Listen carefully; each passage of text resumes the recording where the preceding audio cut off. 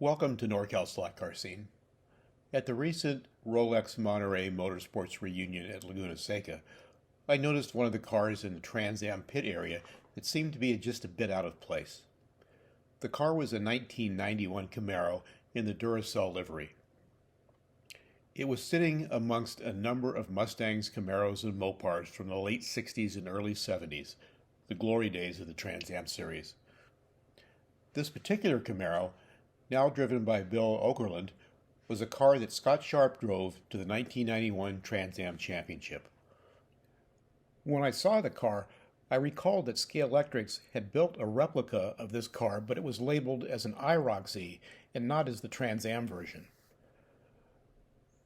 I saw the car at my local hobby shop and decided to add it to my collection and see how the Scalextric slot car compared to the actual car. The first thing that I noticed is the overall color of the car. To my eye, it seems a bit too yellow.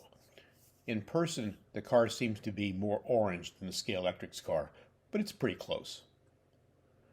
The decals on the car are crisp and clear and seem very accurate. Even the tiny Tide and SCCA decals on the nose of the car look great. The only exception is the Duracell battery decal on the hood of the car. The proportions of the battery are just a bit off and not quite to scale.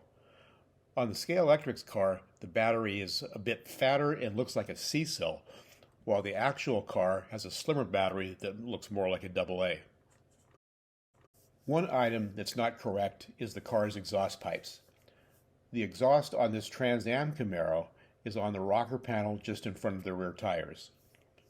Scalextric has replicated the rocker panel exhaust on the car, but there are also exhaust pipes underneath the doors, so this car actually has 4 exhaust pipes. The Camaros in the IROC series had the exhaust below the door, so I'm guessing Scalextric just left the extra exhaust in place instead of creating 2 chassis molds. The wheels look good and are accurate, but the black spokes bleed over into the rim of the wheels. A chrome pen will easily fix that problem.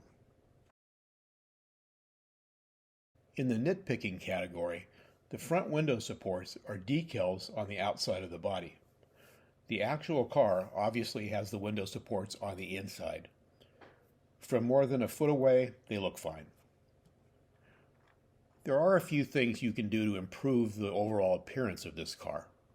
First, remove the extra exhaust pipes below the door. Additionally, the exhaust on the rocker panel is just a decal.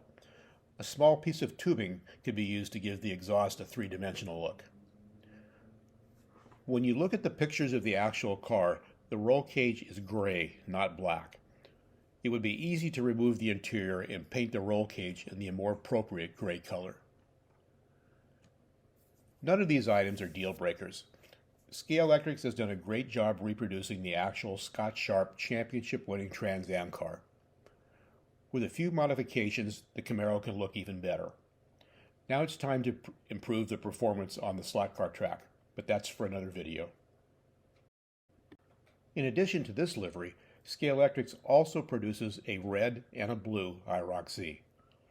They do lack the decals of the actual IROC cars, but they're a good start for you to make your own IROC set. Thanks for watching. This is Jim Rose with NorCal Slot Car Scene.